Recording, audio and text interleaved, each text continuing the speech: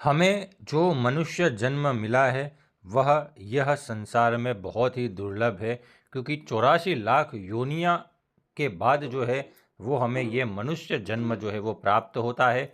गरुड़ पुराण कहता है कि देवता, ऋषि और गंधर्व भी यह मनुष्य जन्म पाने के लिए इच्छा रखते हैं। हमेशा वो प्रयास करते हैं कि काश हमें यह मनुष्य का देह मिल जाए और परमात्मा की प्राप्ति करें, क्योंकि केवल मनुष्य को ही धर्म करने, पुण्य कर्म करने के लिए, तप करने के लिए और मोक्ष प्राप्त करने का अधिकार है। बाकी हम बहुत सारे प्राणी यह जगत में देखते हैं, लेकिन कोई भी कर्म नहीं कर सकता है, पुण्य नहीं कर सकता है, ना ही परमात्मा को याद कर सकता है। यह केवल और केवल हमारा सद्भाग्य है कि हम मनुष्य योनि में जन्म लिया है और हम परमात्मा को प्राप्त करने का एक अवसर हमें मिला है।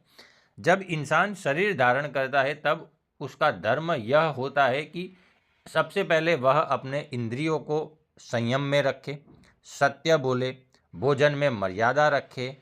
आज देखते हैं कि बहुत सारे लोग जो है वो भोजन ऐसा करते हैं कि कभी देखा ही ना हो।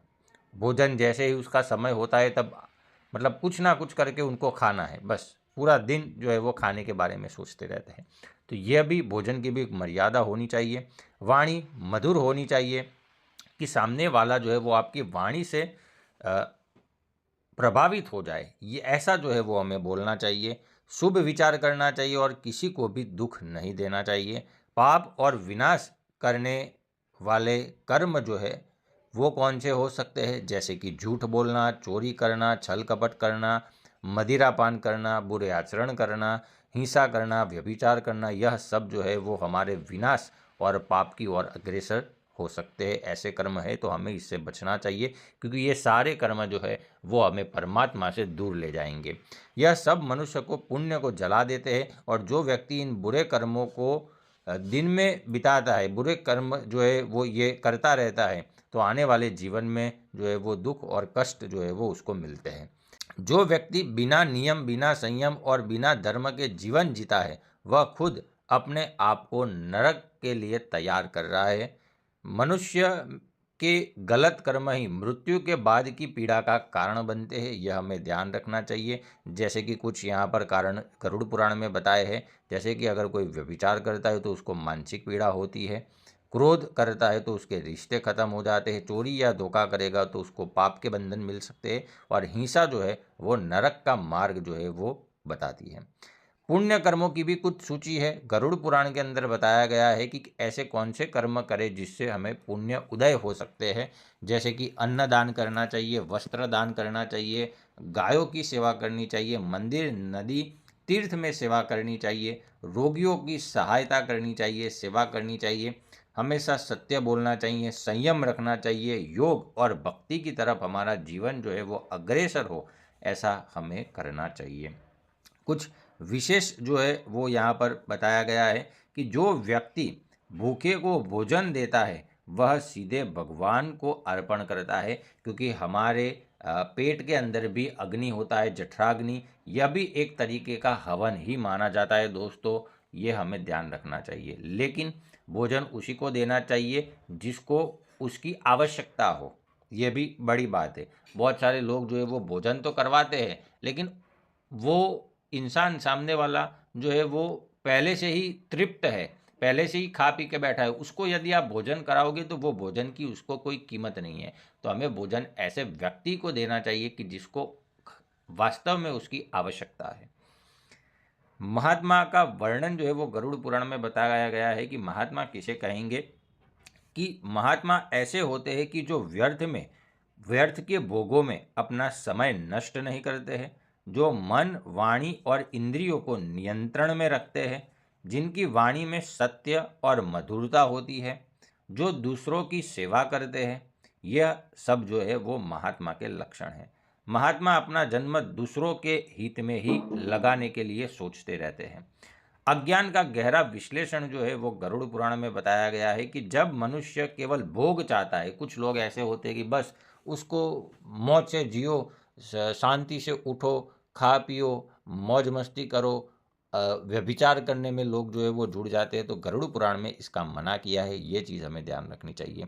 केवल भोग चाहता है, धर्म और भक्ति से दूर रहता है, धन, पद और वासना में उलझ जाता है, तो वह अज्ञान में फंसकर पुनर्जन्म और दुखों के चक्र में घूमता रहता है। अज्ञान का परिणाम क्या होगा दोस्तों? व्यक्ति मृत्यु से डरता है लेकिन जीवन नहीं बदलता। यह सबसे बड़ा अज्ञान का डर है। और जो व्यक्ति ज्ञानी है वो तो ये समझ जाता है कि यह मृत्यु लोक है, इसमें आज नहीं तो कल हमें मरना होगा, और वो यह प्रतिदिन सोच सोच के परमात्मा की शरण में जाता है कि हमें यह जन्म मरण के फेरे से अगर कोई बचा सकता है तो वो केवल द्विभुज दिव्य सदा साकार पुरुषोत्तम नारायण जो हमारी आत्मा के अंदर भी विराजमान है, वह हमें यह कष्टों से रक्षा कर सकते हैं, बचा सकते हैं। भगवत गीता का भी, भगवत भक्ति का भी जो है वो विश्लेषण यहाँ पर बताया गया है कि जो भक्ति से मुझे स्मरण करता है उसे मैं कभी नहीं छोड़ता, ऐसा गरुड़ जी को भगवान श्री विष्णु कहते हैं। बहुत ही बड़ी बात है। वापस से बोलता हूँ दोस्तों, ध्यान से सुनना कि भगवान श्री विष्णु ने क्या कहा था कि जो भक्ति से मुझे स्मरण करता है भगवान उसको कभी भी छोड़ते नहीं हैं। भक्त और भगवान के बीच का संबंध जो है वो पिता संतान जैसा हो सकता है, कई बार जो है वो मित्र का भी संबंध होते हैं, कुछ जो है वो पुत्र का भी संबंध बड़ी माताएं जो है वो रखती है। तो हमें एक चीज़ का ध्यान रखना चाहिए कि परमात्मा के प्रति आपको जैसा भी भाव हो वैसा आपको संबंध बनाना पड़ेगा। अगर संबंध नहीं है तब तक कल्याण नहीं होगा, ये ध्यान रखना है। यदि मनुष्य भक्ति के मार्ग पर है, सेवा करता है, दया रखता है, धन या भोग में डूबा हुआ नहीं है, तो भगवान उसके साथ चलने लगते हैं। यह भी भगवान ने बताया। जो मृत्यु के समय भगवान का नाम लेता है उसके सारे पाप जो है वो नष्ट हो जाता है और उसके लिए मार्ग प्रशस्त हो जाता है और उसके लिए भय समाप्त हो जाता है। हम सब ने भागवत पुराण में जो है वो अजामिल का आख्यान जो है वो पढ़ा होगा, आपने सुना होगा, याद होगा कि अंत समय में उसने नारायण नाम लिया जो कि उसके पुत्र तक का था, लेकिन फिर भी भगवान ने ये सोचा कि ये मेरा नाम ले रहा है, इसके लिए उसकी रक्षा करी। लेकिन सबसे बड़ी खास बात यह है दोस्तों कि अंत समय में आपने देखा होगा कि जिसका अंत समय आता है वो बोलने लायक ही नहीं रहता है, उसको अंत समय में भी जो है वो विषयों का चिंतन रहता है। तो पूरी जिंदगी जो भी आपने कर्म किए होंगे, जो भी आपने चिंतन किया होगा, हमारे मृत्यु के समय भी वही याद आएगा। इसके लिए कहते हैं कि पूरी जिंदगी भर अगर भगवान का नाम लेंगे हम, तभी जाकर अंत समय में जो है वो भगवान का नाम जो है वो स्मरण में मुख पर आएगा।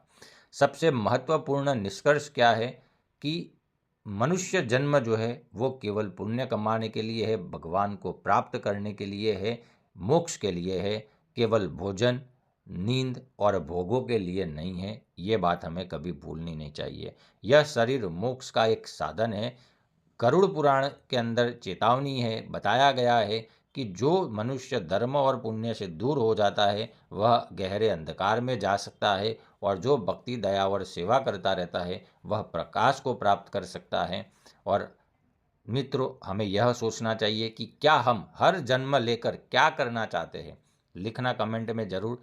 पाप, अहंकार, वासना, व्यर्थ की दौड़, क्या हम ये जो कर रहे हैं क्या यह उचित है, या फिर हमें पुण्य, सेवा, भक्ति और मोक्ष के लिए आगे बढ़ना चाहिए। दोनों में से कौन सा उचित है वो आप कमेंट में ज़रूर बताना। और याद रखिए, कर्म बदलो तो भाग्य बदलेगा और परमात्मा भी हमारे ऊपर कृपा अवश्य करेंगे।